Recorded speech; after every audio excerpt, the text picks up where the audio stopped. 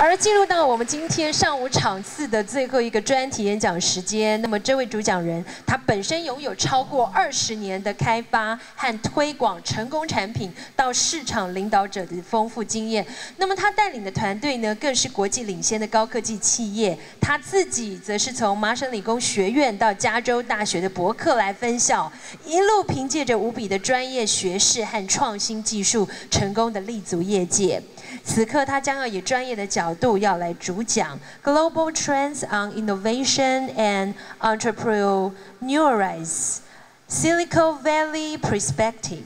让我们热烈掌声欢迎 Plug and Play Tech Center 的总裁 Mr. Canice Wu。Let's welcome Mr. Canice Wu。Yes, the National Development Council, business publishing, distinguished guests, ladies and gentlemen, and entrepreneurs, thank you very much for inviting me to come speak. It's an honor, and I basically bring a perspective from Silicon Valley about innovation and entrepreneurship.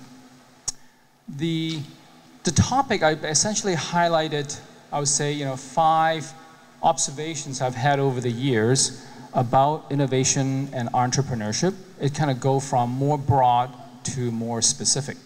So let's get started. The first one is about culture of taking risks.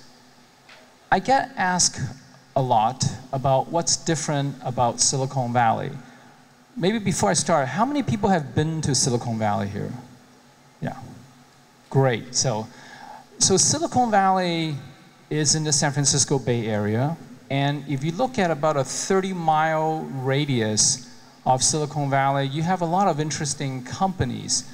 Some of the, I'll call the new guards and some of the old guards, right? Some of the old guards, like, of course, HP, I would say, if you look at Intel, Amdahl, etc., they're all there. And of course, some of the new guards, like Google, Facebook, LinkedIn, Uber, they're all there. So, why is it that so many companies are at Silicon Valley? And I would describe in terms of some of the more tangible part of Silicon Valley.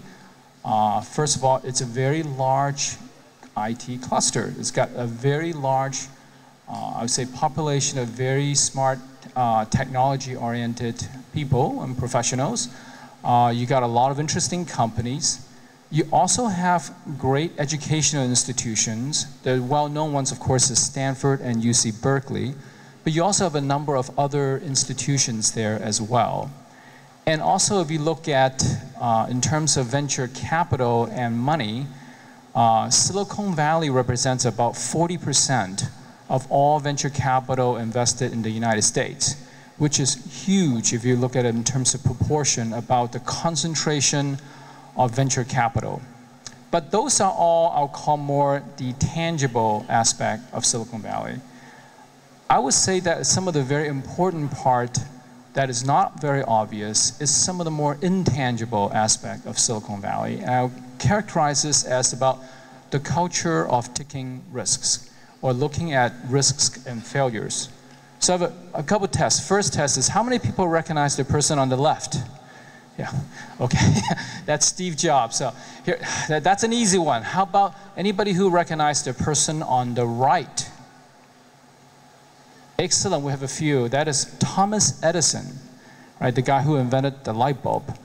So what do these people, these two brilliant innovators, entrepreneurs, have in common? Well, they both have endured huge amount of risks and failures. Right? We all know Steve Jobs, of course, but Steve Jobs has had amazing failures in his career. How many people remember the Lisa computer? It's named after his own daughter. That didn't go anywhere. The Newton is a very interesting, tablet device. I don't know how many people even remember the Newton here, right? That was kind of, I would say, even a predecessor before the iPhone and the iPad. That didn't go anywhere. And of course, the company Next Computer, right? That has to be sold to Apple for it to kind of salvage its value, if you're right. So if you look at Steve Jobs, it has huge amount of risks and huge spectacular failures in his life. And Thomas Edison, you know, how many people want to take a guess how many times Thomas Edison has tried different filament before he finally got the light bulb working, at least the first prototype, right? He tried over 1,000 different elements before it worked. So that really means that he has failed over 1,000 times, right, before he finally succeeded. So what does that mean for the entrepreneurs is really about, do you have the real, I would say, stomach or the DNA to really fail and fail and fail again? Because successful entrepreneurs will fail a lot. And that is part of the DNA of being a successful entrepreneur, is like stand up again and keep fighting, right? But on a broader scale, in terms of, I think, overall ecosystem and culture, it is really important if you want to really spur innovation on entrepreneurship. It's about how do you help the entrepreneur balance risks and reward, right? Is it a culture where if you fail once, then you basically has a stigma and fail forever? Or is it an environment where it's like, you know, you start earning the stripes to be a successful entrepreneur and you have to keep trying? And that is a really important ingredient in terms of how do you create an ecosystem, an environment and culture that will really reward entrepreneurship and reward risk-taking. Secondly, it's called the rise of the incubator, right? So we all seen this a lot, but here's a few statistics, right? So this is basically a study by Crunchbase a few years ago, looking at the number of incubators, or they call accelerators, incubators, they equated it, and the number of companies being funded, of course, is rising dramatically. In fact, I will argue that these numbers are very low. I think they really are looking at some of the notable incubators and some of the notable companies been funded. The next slide, I think it's probably a little bit more numerically more accurate, which is if you look at the number of incubators over the last year now, it's probably over 10,000. I would say probably tens of thousands of incubators around the world that are basically looking at and helping companies, particular entrepreneurs and early stage companies. But also, if you look at the bottom, really the number of incubators has, and the value that it brings has really changed a lot over the years. From just basic co-working space to, I would say, basic services to now much more, I think, value add in terms of what an incubator can offer entrepreneurs. So as entrepreneurs, I think you need to think carefully in terms of what are the types of value that you really seek from investors and incubators. I'll just give you an example of Plug and Play Tech Center, right, in terms of how we have structured our incubators and our programs. I would summarize it as I call the 5 pillars of success. One is, of course, capital, right? We have a very rich network, about 180 VCs and angel groups from both Silicon Valley and around the world to really help you find the best match of investors for you. We also have, number 2, a very rich corporate network. This is where large corporations from virtually every industry, from virtually every single continent, are looking for innovation. And this is a huge opportunity for the entrepreneurs to find the right match for you that really can help accelerate your market adoption. Number 3 is really our mentorship program. And it's really important in terms of finding the right mentors for you, can really help you avoid a lot of, I would say, potholes along the way and really help accelerate your growth.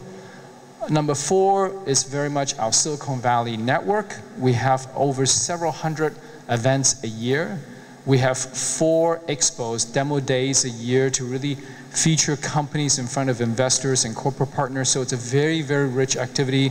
And finally, it's a global network. We have locations not only centered in Silicon Valley, but also in Asia, in Singapore, in Canada, in Europe, in Russia, and Germany, and finally, Latin America and Brazil, right? I think it's a very, very global environment. And I'll talk more about the global part in a second here. If I drill down a bit in terms of the mentorship program, what we found that really works is not so much having a single mentor that's, we find for you, but it's really the way we think of the mentorship program. And I think that you should think about mentors is really what are the various different skill sets that can really complement your team, right? Nobody's perfect, and no team has all the skills you need. So this is about finding the right resources that can really help you, right? Helps complement your team. So we have not only mentors for, I would say, general advice and business administration, but also, of course, mentors to help you raise capital. We have mentors that are experts in product, basic product management. How do you create and find the right product market fit? We have user experience experts to really help you craft basically the best use case scenario, and how do you really find the best use case and have a very compelling user experience, for instance. We even have manufacturing experts. Believe it or not, there's some manufacturing experts in here now. We have manufacturing experts and hardware experts. So it's really a number of different experts that can really bring the right resources for you. In terms of the investor network, I would just maybe highlight one thing, is that we really have a number of different types of investors that are part of our network. We also co-invest and work with some of the top tier firms like Sequoia Capital, Kleiner Perkins, NEA, etc. And some company definitely makes sense to go to that top tier of investors. But sometimes the best investors for your stage may not necessarily be this called the big companies, might be more of a niche player. I mean, example like Hive is a very interesting example, very focused on big data and analytics, for instance. We're also working with, for instance, West Summit Capital is very focused on bridging between China and US. So really looking at the various different types of a network that will be really valuable for your investors will be what you should really look for in terms of what an incubator can bring you. And then finally, the corporate network is also looking at many, many different corporations from various different industries. I think this is where, as an entrepreneur, you should check out what type of corporation and what type of value and network that an incubator can bring for you. And that might be a good way in terms of finding the best value out of the incubators. Okay. Next, I will be more focused now in terms of what I just titled as functionality is not enough. And I think this is a particularly relevant topic here in Taiwan, which is, I call functional, but so what, right? This is an example of course, a remote control for a TV, right? If you count it carefully, there are exactly 42 buttons on this remote control. They're exactly the same size, exactly, it's very, very neatly designed, right? But yet, how the heck do you figure out what you need to do when you have to go find a button, right? If you hit a random button, you have a less than 2% chance of actually doing what you want to do, right? So does this product actually work? Of course it does, right? But how well does it work? What is the user experience? I think really we are now at the stage where we call you need the chief design officer.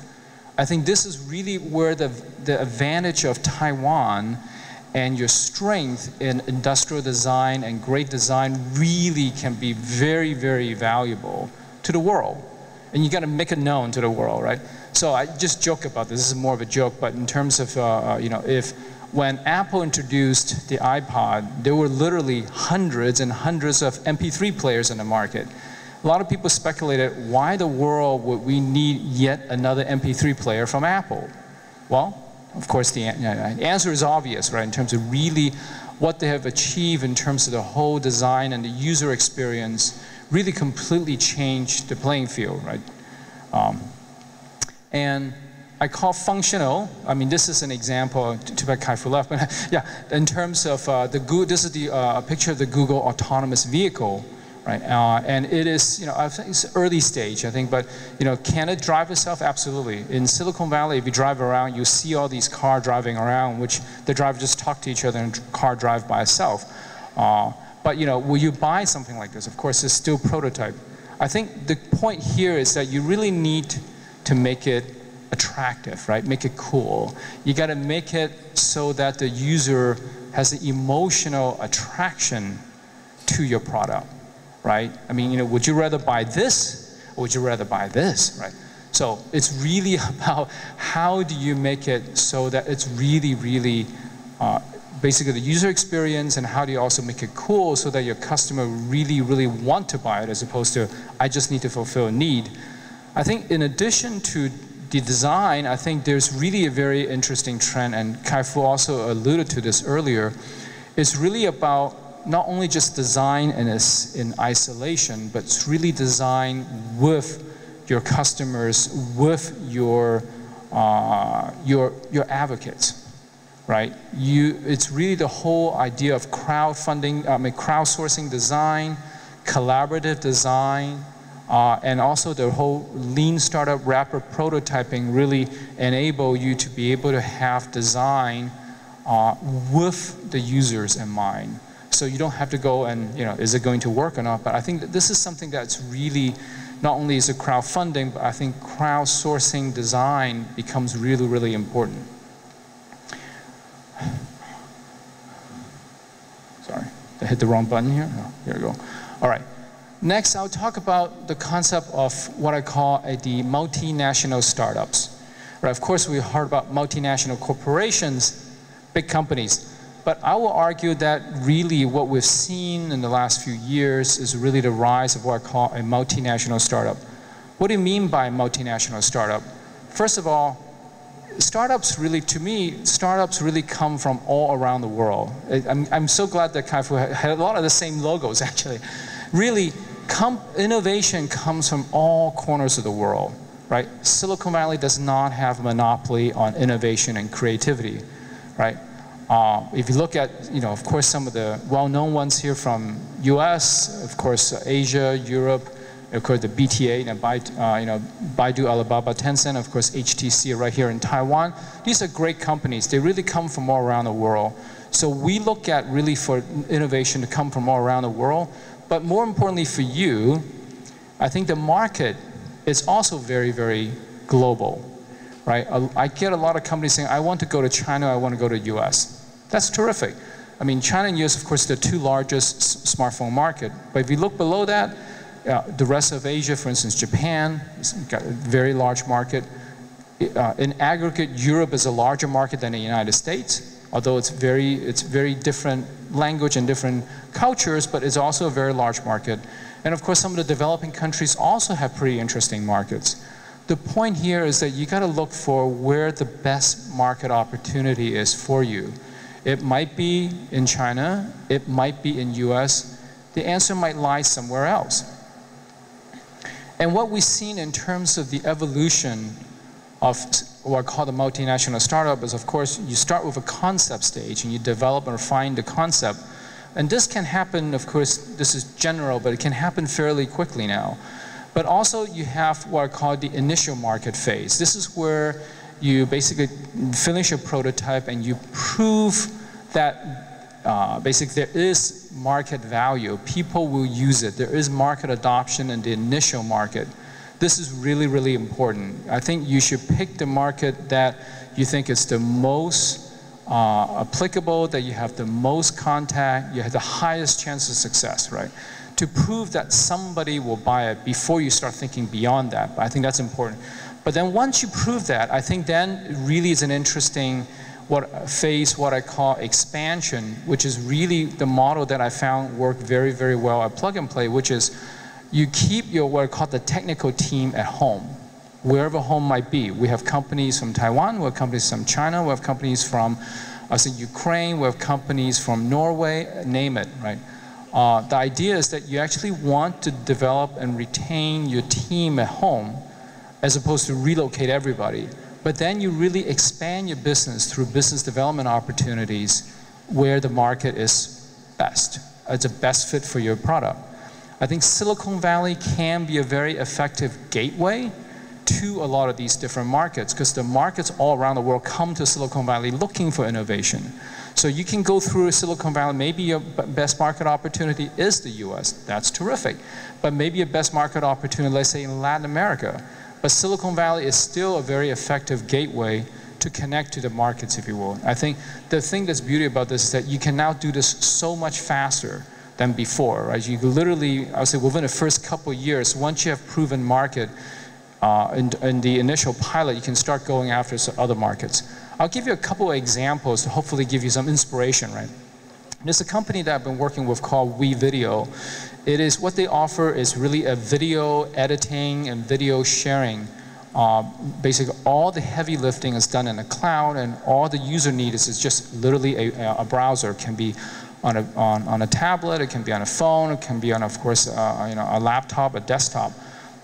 But they are actually a Norwegian company, and literally within very, very short amount of time after they've proven the product from Norway, they came to Silicon Valley, expanded in the US, hired a new CEO. The CEO happens to be Norwegian, but a Norwegian American, right? And really looking at how do they prove the market adoption in the US. And the way they did it was very clever. They really used, I would call basically the crowd, right, to be able to do that. So the movie Avengers, several years ago, they had an opportunity to work with Disney, where now the user can go ahead and edit the basic movie trailers using their software. And so they really got a lot of mass market visibility. And then the South by Southwest, which is a very large, I would say, digital media conference. Also, they promote user to edit their videos together so you can share videos, right? It's a way to get market adoption very quickly and prove it in the US. And very quickly, they were able to raise almost $20 million. Right? Zong is another example of a company from Switzerland, right? They are a mobile payment company. And when David Marcus, the CEO, wanted to expand, he thought about, okay, let's go international. We're from Switzerland, let's pick either France or Germany, right? That's kind of the thinking, the mentality. My point here is the market can be so much bigger. So basically, he was convinced then that the bigger opportunity is not the rest of Europe, but go after the US, where everybody speaks English, it's a homogeneous market. So he went to the US, build relationship with some of the key players, such as plug and plays, such as Facebook, and then very quickly, and within literally a few years, they were acquired by PayPal, which is owned by eBay, right? And now they are the mobile engine behind PayPal, right? So that, again, that's a very quick transition from, again, Switzerland all the way to pretty much a global market. And finally, I want to talk about every business is digital. Again, this is something that Kai-Fu also alluded to, right? So I swear, we didn't compare notes before we had the presentation here. So I want to play a little game. I want to name an industry and see whether people can name companies that really, the digital companies that really disrupted the industry. First of all, let's start with retail, right?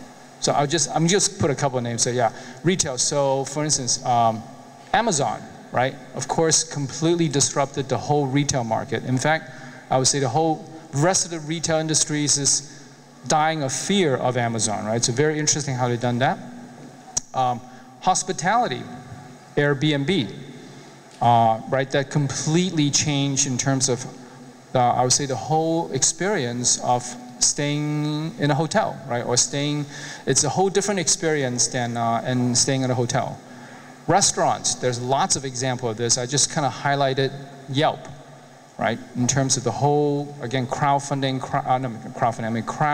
feedback, and how do you find a restaurant, right? If you've never been to a place, just look on Yelp, chances are you're going to find a pretty good restaurant. Media, very recently, right? YouTube, of course, is a great example that really started distributing movies, right, on that channel, and it really changes. I don't know how familiar with the Interview movie, right? So that whole interesting evolution of that story in terms of how the digital media completely changed the story on terms of movie distribution. Transportation, everybody knows this. I love this one. Uber, of course, it's a very interesting one. How many have guessed this so far? Yeah, I'll keep going here. Financial services, of course, PayPal is a very simple one. Consumer goods. The next, I'll just have a little more fun with it. Consumer goods is an interesting one because I highlighted this company. Probably one of the oldest consumer goods product company on the planet, right? So what Coca-Cola has done more recently is that they actually provide now a Coke machine that you can actually mix the different flavors, right, of different syrups. So you can really have your own flavor of Coke. And then, of course, then you can share that mixture with your friends on social media. right? And that really started to engage the consumer in terms of what they really want the Coke to be. So it's no longer buying a bottle and enjoying the good life with a bunch of polar bears, but really it's about in terms of how do you then provide your own unique experience. Utilities, this is electrical utilities. I just give an example of Pacific Gas and Electric, which is the utilities in Northern California, where again they're using smart meters. But again, they don't think of themselves as just being able to provide a conduit of electricity or conduit of gas, but how do you help consumers, residential customers as well as commercial customers to help manage their energy use, to help manage their energy cost, right? And that really changes the mentality in terms of what is the business are they in, right? And using smart meter as a way to achieve it. A couple of other examples. Law enforcement, I love this example. It's a little company called Nightscope, right?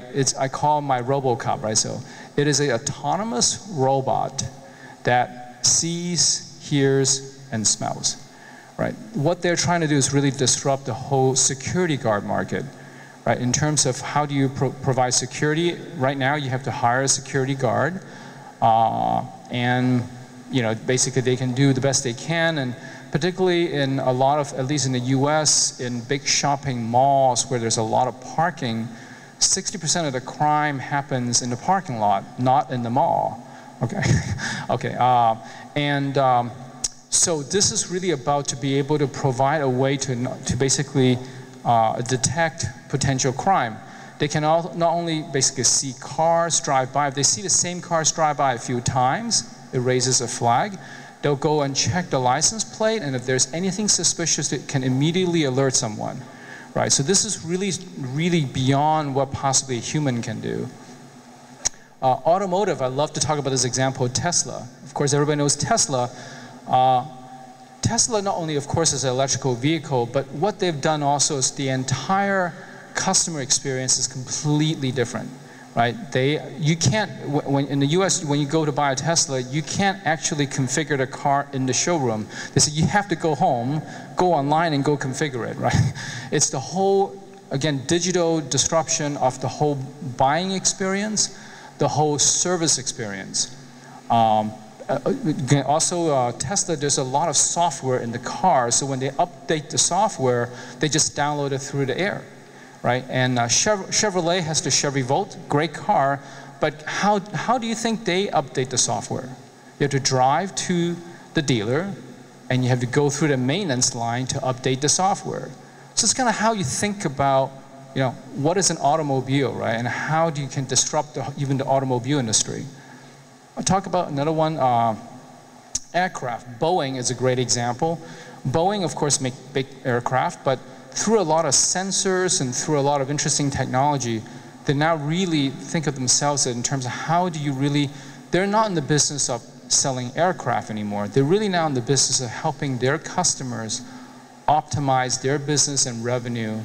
Because when an airplane is down, it's dramatic, amazing costs. So they can basically predict when certain parts are going to fail, when the plane needs to be replaced and maintained. When the plane lands, the part is there, so you can have very, very quick turnaround time, keep the plane flying, right? And that's, I think, really, again, changes your mentality. And I just want to highlight one more interesting example. Heavy machinery construction. How many heard of a company Caterpillar? Right? Okay, great. So what is Caterpillar? So they make these things, right? From the little one-person digger to a bigger digger to a gigantic earth-moving equipment, right? So if you ask Caterpillar literally 5 years ago, what type of business are they in? They are in the business of selling earth-moving equipment. But what are they doing now, right? So now they have a lot of sensors in the diggers and all the equipment so that, again, they can detect when certain parts might fail and certain things might need to be repaired.